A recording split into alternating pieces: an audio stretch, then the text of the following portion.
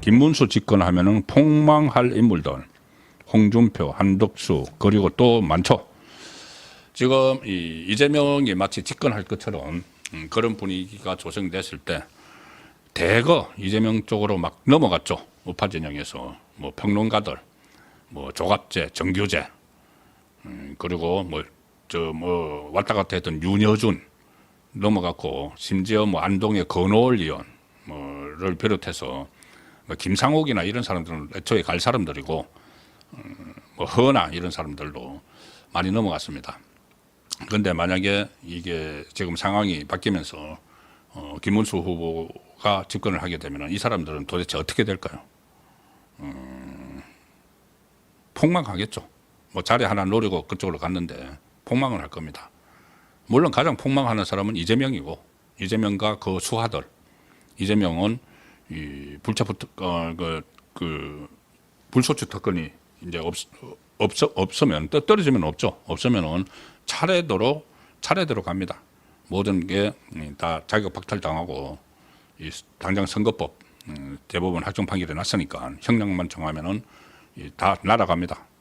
국회의원직도 날아가고 다 날아갑니다. 그리고 그 다음에 대북 송금 같은 것은 구속감이죠.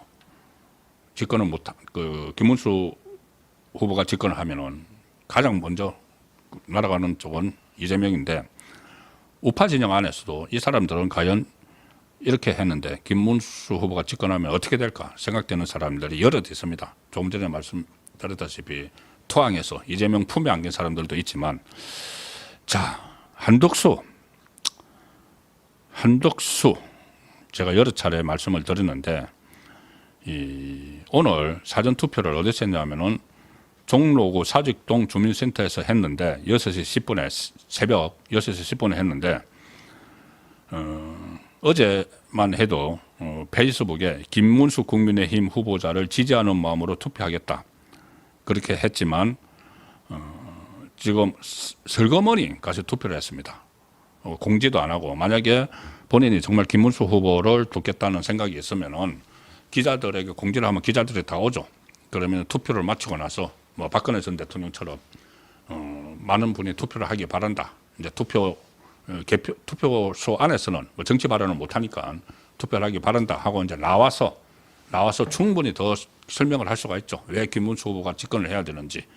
그리고 본인이 3년 동안 이 윤석열 전 대통령과 국정 운영을 같이 했는데 얼마나 이런 국정 마비를 했는지 이런 거 충분히 이야기를 할 수가 있죠.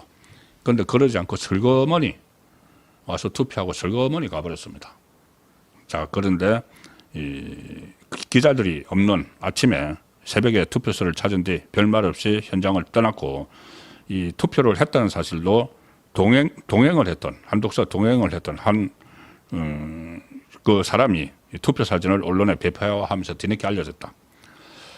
자, 그 전에 무슨 이재명을 이기기 위해서라면은 김덕수, 홍덕수, 안덕수, 나덕수 그 어떤 덕수라도 되겠다고 했는데 국민의힘 내부에서는 그냥 한덕수로만 살고 싶은 것 같아 이런 비판도 나왔고 김문수 후보를 위해서 유세차에 오를 생각은 전혀 없는 것 같더라 이런 말도 나왔고 공개 비판도 나왔습니다. 젊은 국회의원 김재섭 의원이 라디오에 나와서 선거 당일날 저도 투표합니다 하면은 사실 큰 도움은 안 된다. 기왕 도움을 주시려면 일찍 오시는 게 좀 낫지 않겠나 이렇게 지적을 했는데 이렇게도 말합니다. 쌓인 게 많았는지 한독수 그러니까 뒤끝이 있다는 이야기죠. 좀 희생하고 처음부터 도와주셨으면 어땠을까. 무대 위에 단상에도 올라가서 이러면 얼마나 좋았을까. 이 젊은 국회의원이 따끔하게 지적을 합니다. 또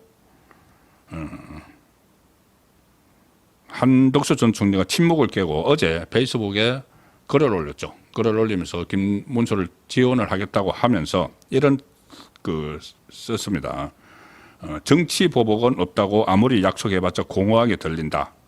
이렇게 이재명을 비판을 했는데 그런데 그 시점이 본인이 경찰 수사를 받고 출국 금지가 된 시점에 그전에는 가만히 있다가 그 시점에 정치 보복 이야기를 하니까는 그조차도 본인 방어를 위해서가 아닌가 이런 또 비판까지 나왔고 중앙일보에 따르면은 한덕수를 보좌했던 총리실의 한 인사, 총리실 참모가 이런 말을 합니다. 중앙일보에. 단일화에 대한 한덕수 전 총리의 배신감이 여전히 큰 것 같아. 그렇지만 이왕 정치에 나섰다면 끝까지 도와주는 것이 국가의 어른으로 남는 길이라 생각한다. 이렇게 참모가 이런 말을 합니다. 이 다른 참모들도 김문수 후보를 도와야 된다고 업소를 했다고 말씀을 들었죠. 그걸 다 외면하고 본인의 안위만 생각하는 이런 사람들이 나중에 김문수 후보가 승리를 하면 어떤 입장을 취할까요? 홍준표 뭐 정치 포스팅 안 하겠다고 하고 뭐 이재명 그 총리설 또 김문수를 지원한다고 했다가 이재명을 이준석에게 투표하면은 미래에 대한 투자라고 했는데 오늘 대선 사전투표 첫날 딱 맞은 이 시점에 오늘 새벽에 글을 올렸습니다. 하와이에서 뭐라고 했냐? 국민의힘을 겨냥해서 박근혜 탄핵 때는 용케 살아남았지만 이번에는 살아남기 어려울 것이다. 악담을 하죠. 저주를 합니다. 내 탓하지 마라. 이준석 탓도 하지 마라. 니들이 잘못 선택한 탓이다. 한 사람은 터무니없는 모략으로 쫓아내고 또 한 사람은 시기와 질투로 두 번의 사기 경선으로 밀어냈다. 터무니없는 모략은 이준석을 두둔을 하는 거죠. 그때 성접대 파동으로 축출됐는데 지금 성접대 조금 전에도 말씀드렸지 않습니까? 아직 끝난 게 아니라고. 물론 뭐 법적으로는 끝났죠. 그렇지만 그게 진실이 밝혀진 것도 아니죠. 또 한 사람은 시기와 질투, 홍준표 자기가 두 번의 사기 경선으로 자기를 밀어냈다. 그런데 한 번은 본인이 대선 후보로 출마를 했었죠. 그리고 두 번 다 본인이 당심을 못 얻어서 졌죠. 그것은 본인 탓이죠. 본인이 이 당 안에서 대선 후보도 하고 당대표 두 번이나 하고 경남도지사하고 대구시장하고 국회의원하고 다 누릴 거 다 누렸는데 지금에 와서 자기가 떨어졌다고 해서 니들 탓이다. 니들 이제 망한다. 빙하기가 올 것이다. 이런 이야기. 공당이 어찌 그런 짓을 할 수 있느냐. 다 니들의 자업자득이다. 국민의힘 사람들을 니들. 두 번 탄핵 당한 당일지라도 살아날 기회가 있었는데 니들의 사욕으로 그것조차 망쳤다. 이해가 되십니까? 지금 홍준표 이런 말을 하는 것이. 완전히 이제 본인도 저 명태균 관련해서 곧 경찰 소환을 한다고 하죠. 이런 것까지도 다 저는 연결되어 있지 않나 싶습니다. 한쪽에 줄 서는 그런 행태로. 그동안 그 홍준표에 대해서는 저는 호불호가 있었는데 그때마다 이런데 여태까지 해왔던 행태들이 전부 다 어떤 아집이고 본인을 위해서 위장할 것은 위장을 하고 그리고 지금은 더 이상 이제 대권에서 멀어졌으니까는 나이도 있고 하니까 본색을 드러낸 것 아닌가 그런 생각까지 듭니다. 이런 행태를 보이다가 김문수 후보가 집권을 하면 또 어떤 말을 하고 표정을 지을지도 궁금합니다. 한동훈 마지막입니다. 한동훈 오늘 강주에서 사전투표를 했는데 이런 말을 했습니다. 지는 걸 알면서도 지금 싸우고 있는 사람들의 마음을 이해해 달라. 호남은 그럼에도 불구하고 좋은 정치를 위해 정치하고 있는 분이 많이 계신다. 그런 분들의 마음에 공감하고 응원하기 위해 호남에서 사전투표를 하게 됐다. 지는 걸 알면서도 지금 싸우고 있다. 김문수 후보가 지는 걸 알면서도 싸우고 있다는 말인가요? 호남에 가서 지금 이 중요한 사전투표를 하는 날에 도대체 추구하는 게 무엇인지 오늘 강주 충장로에서 유세를 했는데 30분간 했답니다.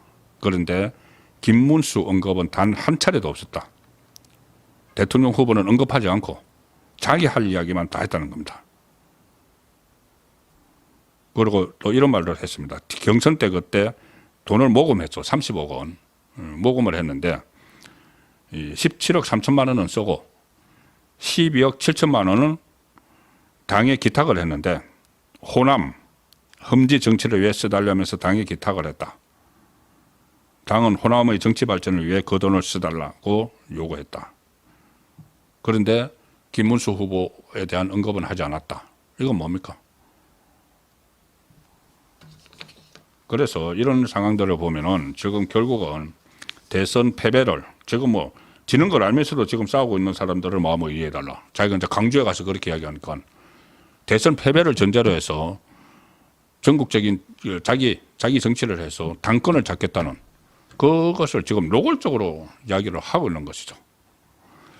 그래서 이런 그 인물들이나 또 이재명을 품에 잽싸게 안겨버린 그런 사람들. 그리고 또 있습니다. 판사들, 그 서울고법 이재명 선고 날짜 잡아놨다가 그냥 갑자기 그 재판 날짜 잡아놨다가 뒤로 다 미룬 서울고법, 그 선거법, 그리고 대장동 법원, 대북선거 법원 전부 다 이재명 눈치를 보고 지금 또 경찰 갑자기 뭐 내란 혐의 수사를 한다고 뭐 한덕수, 최상목, 뭐 이상민 막 소환을 하고 했더니 수사기관들 이게 전부 다 이재명 세상에 올 것을 예상을 하고 좀 이렇게 하는 거죠. 그런데 만약에 이게 지금 바뀌어서 김문수 후보가 집권을 하게 되면 그 사람들은 어떤 표정을 짓고 어떤 태도 변화를 할지도 좀 지켜봐야 할 대목입니다. 어쨌든 지금 선거 막바지에 이재명이 꽁꽁 숨겨왔던 겁소가 드러났습니다. 바로 아들 스캔들입니다. 그런데 스캔들이 그 아들의 도덕성이나 그런 그 범법 혐의에 그치는 것이 아니고 이재명과 직접적으로 연결이 되기 때문에 이 부분에 대해서 선거 막판에 여러 가지 그 파장이 일어나면서 대선판을 흔들고 있는 상황이 됐습니다.